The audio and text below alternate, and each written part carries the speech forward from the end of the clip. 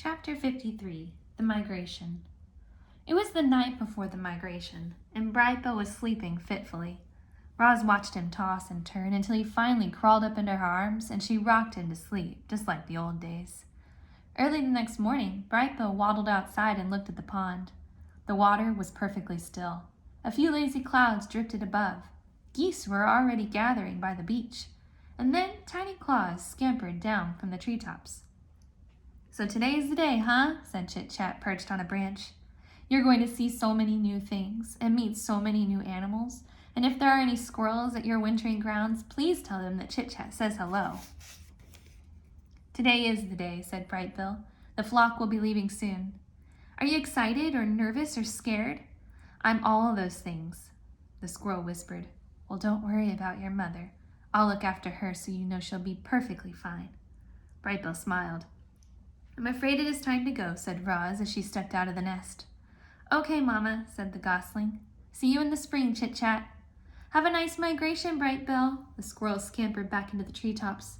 "Come home with lots of exciting stories, but not too exciting because I don't want anything scary to happen to you. Goodbye." The geese were honking with excitement and hustling around as they made their final preparations. Several of the fathers huddled together discussing their flight plans while the mothers took a head count.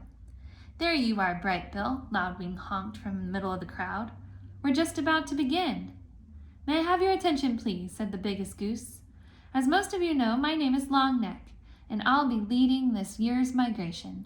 I'm asking everyone to please join your families for takeoff. Once we're all airborne, each family will take its position in our V formation, and we'll start the first leg of our journey. Are there any questions?" "I have a question," came a booming voice. "My son will not have any family with him. Where does he fit into the formation?" Everyone turned to Longneck. "He can fly with me," said the big goose. "I hear Brightbill's a very clever flyer. I could use his help at the point." A moment later, the geese began flapping and honking and making their way into the air. A cloud of feathers floated down around the robot and her son. "You are not a gosling anymore," said Roz. "I am proud of the fine young goose you have become." Brightbill fluttered up to his mother's shoulder. "Thanks, Mama." The young goose wiped his eyes. "Is this where we say goodbye?" "This is where we say goodbye for now. Spring will soon be here, and we will be together again." "I'm going to miss you," said Brightbill as he nuzzled his mother. "I'm going to miss you too," said Roz as she nuzzled her son. The goose took a deep breath. Then he shook his tail feathers, flapped his wings, and joined the flock. At first, the geese flew in a disorganized jumble, but each goose slowly drifted into position until the flock formed a wobbly V. At the lead was Longneck, and behind his left wing was Brightbill. They circled in the sky until the V pointed south, and then the geese began their long migration.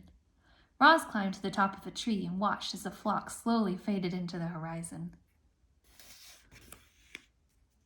Chapter 54, The Winter.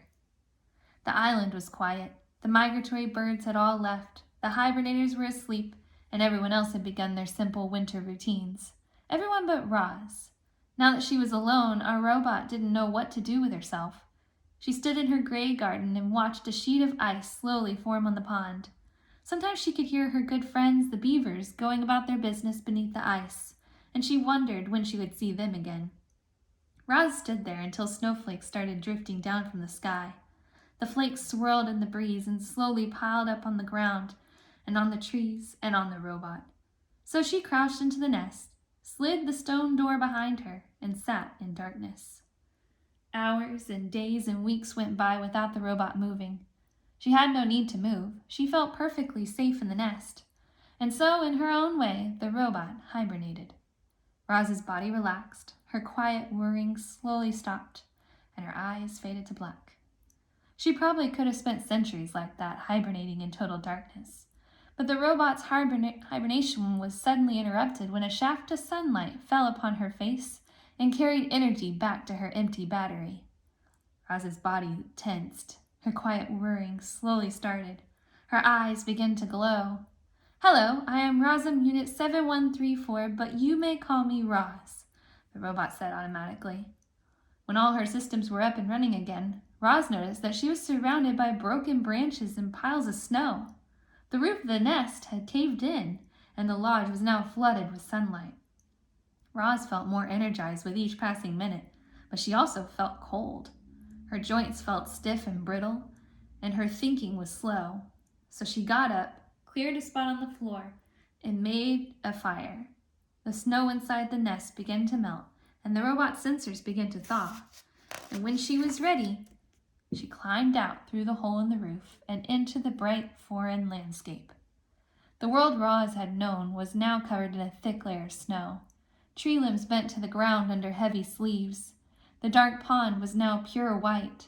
The only sounds were Roz's own crunching footsteps. Faint wisps of steam curled up from the robot's body as she trudged through the forest. Roz plunged a hand into a lump of snow and pulled up a long stick. She snapped it in half and flung both pieces back to the nest. She took a few more steps and picked up a fallen tree. She hacked it into smaller pieces and flung them back as well. Then she reached down to another snowy shape, but what she pulled up was not a piece of wood.